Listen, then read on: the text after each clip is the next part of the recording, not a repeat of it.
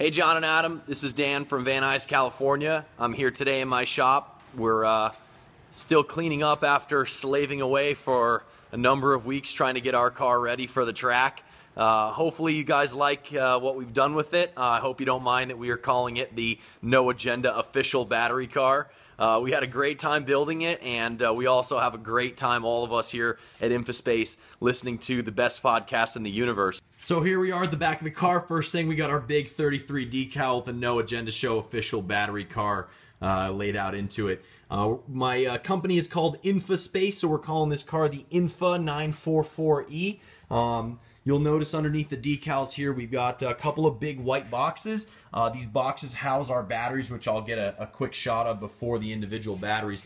We've got 88 packages of 4 batteries in this car, giving us about 308 volts, 1400 amps of battery-powered electron energy for us to put through our motor. Motor generates right now, as it's programmed, about 375 horsepower, 400 or so foot-pounds of torque, probably a little bit more than that. This green box is our charger. It allows us to use the standard, the OEM standard, which is a kludgy, stupid name called the J1772, but that gives us our OEM pistol grip style connector that feeds in where the old gas fill used to be here. We've got some cooling ducts plumbed into our side windows here, and by no means is this a finished car. We're going to get it street legal hopefully here shortly. But for the short term, we did what we needed to do to get it up to the racetrack. We intend on repainting it. It's original baby poo kind of yellow color here. We're not real fond of it, but we will get it repainted. We'll get some new stickers and decals and whatnot on it, especially representing the No Agenda Show. So here's our cockpit here. We've got an emergency stop button that we use just in case for any reason we get out of control or have any issues. We don't have a neutral like you would in a standard manual gearbox, so we can't actually shift into neutral. So we use this emergency stop button just in case we have an issue. We can punch that thing and everything shuts down. We've got a GPS driven speedometer here, so that reduces complication for us with our custom drivetrain. It makes it real easy for us to get an accurate speed reading. Standard tachometer like you'd have on any normal gasoline powered car, and then we have our battery life meter essentially over here. Control panel that gives us our motor parameters and some temperature gauges that are driven off of our motor to make sure we're not driving it too hard. Again, everything's super temporary, just whatever we needed to do to get to the track. We've got our armored switch here that we utilize for our forward reverse, motor blower, and some fans and pumps that we use for our radiator system. That pumps some cold or cool fluid through our motor controller. And again, just a couple more various toggle switches to operate some of the things that we need for the car here. We have a push button shift on the transmission. We do have a gearbox in the car. It's a 2-speed. Essentially, we have a direct drive and then a second gear, which is a slight overdrive, which gives us the appropriate gearing for the track. Just so you know, at the end of the video there, we were doing about 117 miles an hour down the straightaway at Laguna Seca Raceway, which is pretty respectable, definitely faster than the original car. So we do have some kind of cool connectors here, and if I can turn myself around, I'll go ahead and take one of these guys, take the safety cover off the side of the battery pack here, go ahead and plug it in for you.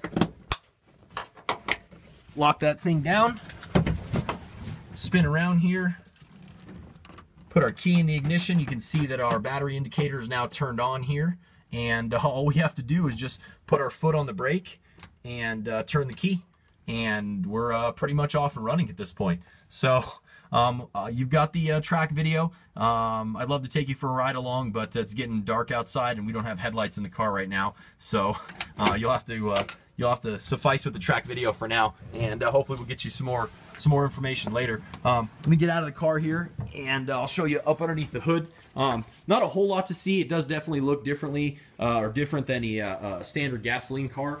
This big red box that you see on the top here is what actually provides a signal to our motor. It's our motor controller. Essentially what we've built here is just a giant RC car.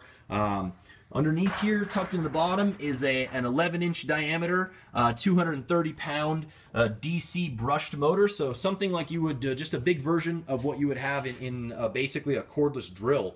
Then some big fat welding cable that we use to get our battery energy from the back of the car and its battery packs up to the front into the controller and into the motor. Bit of a kludgy setup here, but basically just a vacuum pump that feeds vacuum into the standard braking system, vacuum reservoir, so to give us power brakes. We've got our Hall effect switch over here that operates our throttle, and instead of a standard 12-volt battery, we've got a custom battery box that's built of our same cells that we're using to power the car, and a bit of a temporary fuse panel here. Again, nothing on this car is anywhere close to finished, just enough to get our wheels turning and having a good time out at the track and to prove that the car in fact works. So we did get it up and running. We took 4th place in the time trial event, and even I managed to find a way off the track and into the gravel pit on the time trial lap. We still were able to take 4th. If I wasn't such a bad driver, we probably would have taken 2nd. I did unfortunately have to let 2 cars pass me. But hey, we're not disheartened at all. We had a great time building this car, and we really look forward to getting it street legal here and on the road with a license plate. And then we'll go ahead and tear it apart and make it really nice, and especially represent for the No Agenda show. Again, thank you guys so much for putting on the best podcast in the universe. I really enjoy it. My employees really enjoy it. And hey, just as a funny side note, one of my machine operators moved home to Northern California and actually now works for Tesla as a machinist, building some of the gearboxes for their cars. So a really cool opportunity for us to get up to the racetrack and get the car on the racetrack up against some of the Teslas and the OEM cars out there. I think we did a great job in showing that the DIY guys really can keep up with the OEMs, and in some cases beat them. The suspension in this car is phenomenal. We had great grip. We were able to beat almost every Tesla on the track through the corners. Obviously, at that point, it has a lot to do with the driver, and I'm certainly not the best. If we had a better driver in the car, I have no doubts whatsoever that we would have been able to pretty much put away all the Teslas and put them in their place. So again, thank you guys so much. We really appreciate you guys keeping us entertained and educated while we went through the build process on this car, which took us about 1.5 years. So take it easy, guys, and we'll be in touch.